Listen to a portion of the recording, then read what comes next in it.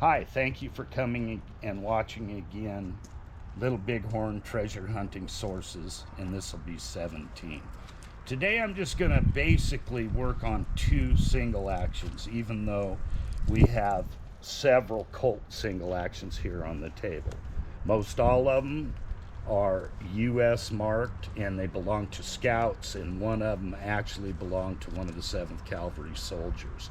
But today we're going to work on two of the scout guns that you've seen before.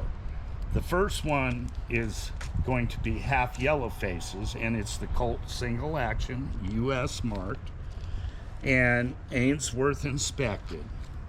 And it was one that when Custer met with General Terry at the Yellowstone River before he took off to go to the Little Bighorn, he asked General Terry for 6 Crow scouts. He had 67 Arikara scouts, and we'll get more into those later, but he needed 6 Crow scouts because they knew the country. And they ended up splitting off once they got to the Little Bighorn with Custer. And Half Yellowface, who was the leader of the Crow scouts, and here there are pictures of him. Here he is right here. And then this is at a ceremony after the Little Bighorn. There he is again.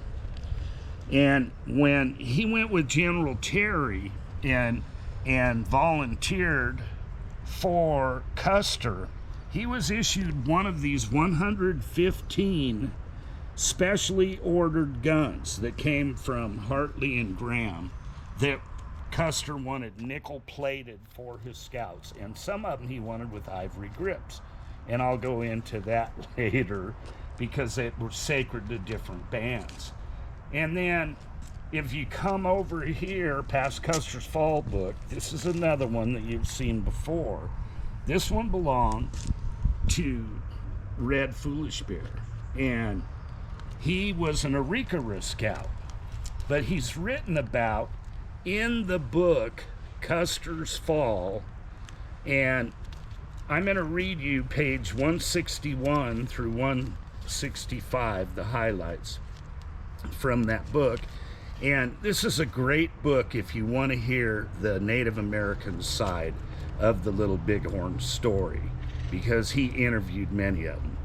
And it says that he first off,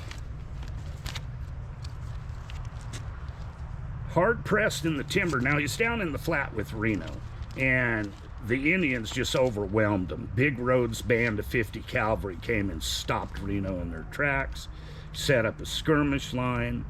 Most of the Arikara scouts ran like scared children, but several of them did stay and fight, and the 3 Crow scouts that accidentally went with Reno, which saved their lives, instead of sticking with Custer. And Half Yellowface was one of them. And so the Indians are pushing on them. They broke the skirmish line, and in the book it says, quote, hard pressed in the timber, 6 Indian scouts had their hands too full to be aware of Reno's withdrawal.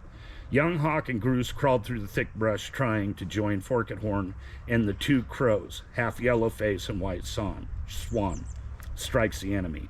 Already the hostiles had spotted them and were peppering them with bullets, giving up their attempt to reach the others. Young Hawk and Goose made a run for their horses tied to the trees in the groves. Just after they mounted, a groan of shock pain passed Goose's lips. Young Hawk reined up sharply. "Cousin, I am wounded," said Goose. His right arm was badly shot up. Young Hawk hurried to his side, taking his cartridge belt and buckling it around his own waist. "You better get down," he told Goose. Before the wounded man could dismount, his horse was shot down. Young Hawk propped Goose against a tree, handing him the reins of his own pony. Seething with hot anger, Young Hawk stripped off his blue army coat and prepared to fight for his own and his kinsman's life. Off through the trees, the 2 Arikara saw a duel in progress. White Swan rode out to the enemy, to face the enemy, a tall Cheyenne named Whirlwind, and he came charging from the hostile ranks. Running their horses at each other full tilt, the antagonists fired almost simultaneously. Both men toppled from their mounts.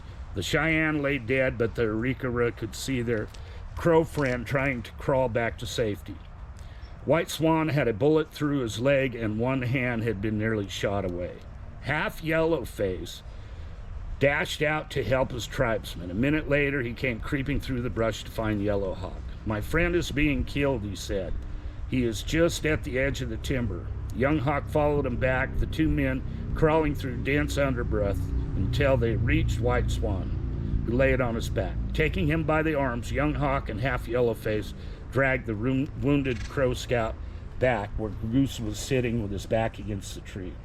White Swan smiled with pain. "I am not afraid," he said. "I'm glad to be wounded."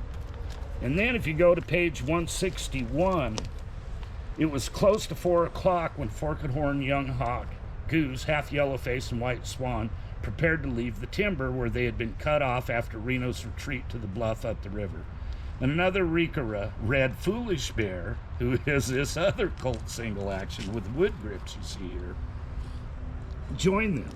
"My grandson," Forked Horn said to Young Hawk, "you have shown yourself to be the bravest of us all. The flag on that bluff over there is where the white soldiers are holding out. We must try to reach them. It is up to you to lead us there." Remembering Longhair's instructions to avoid being mistaken by the soldiers for Sioux, Young Hawk cut a willow stick and tied his white handkerchief to it. He led the way across the river to the bluff. They made slow progress. Goose was mounted on the horse of Red Foolish Bear, who went on foot. They put White Swan on another horse, and Half Yellowface brought up the rear. The hostiles seemed to have left only a few marksmen around on Reno Hill, where Reno's depleted command were digging entrenchments and expected to renew an assault in force. As the scouts climbed the bluff, the soldiers fired over their heads at distant hostiles. A few yards from the top, Young Hawk's horse was shot down. Scrambling to his feet and still carrying the white flag, the Arikara ran to safety. Seeing Lieutenant Varnum, Young Hawk solemnly shook his hand, and the chief of the scouts told him signs.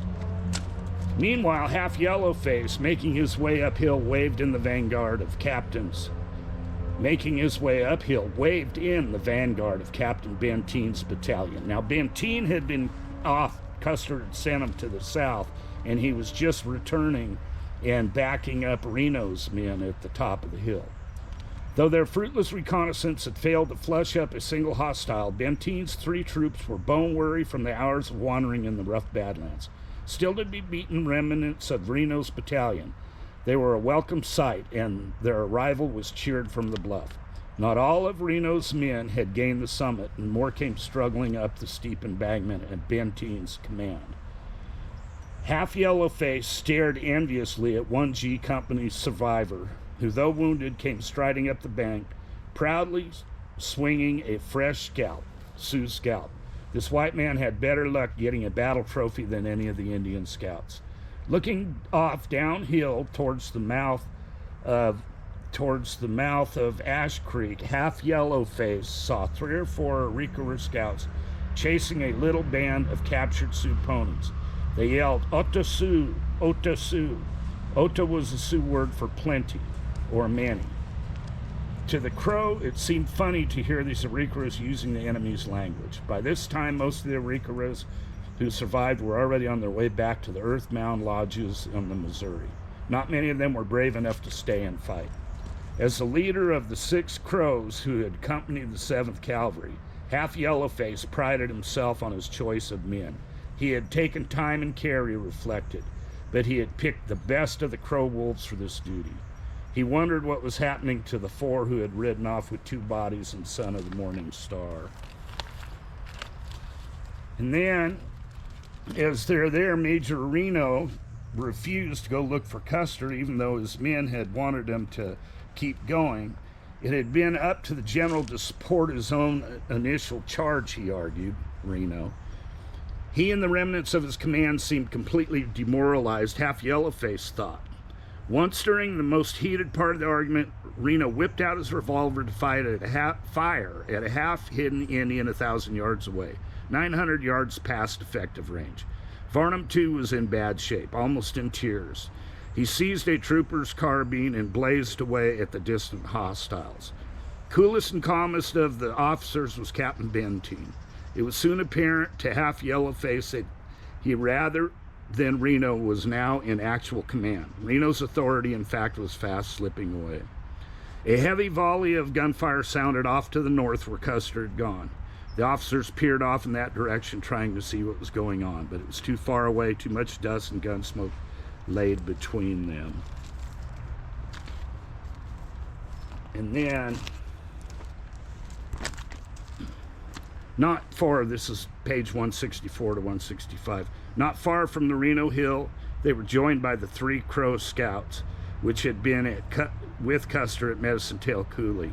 Goes ahead, white man runs them, and Harry Moxon had circled wide to avoid the hostiles, and had seen Weir and D Company only in the distance. Now they intended to cross over to the Rosebud and go back up the Yellowstone, but Benteen ordered them to stay in with the command.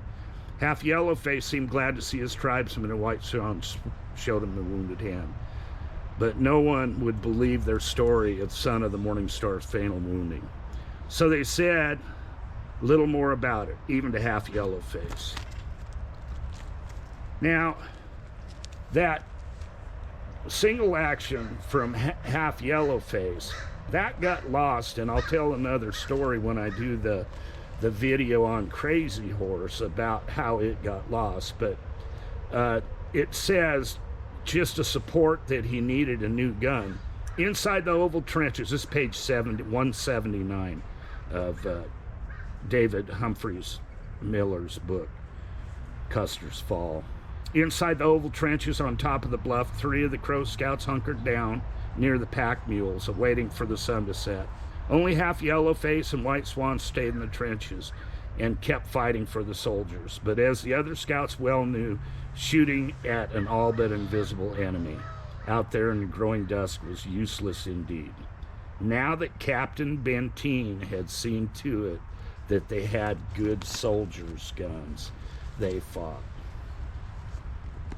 Well, I think that's going to be it, and I thank you. I hope I didn't go off too much on the story, but it's a great story, and here we have 2 of the guns of those, the Arikara scout, and of course half Yellowface, who lost it down at the river, that were down in the Valley battle.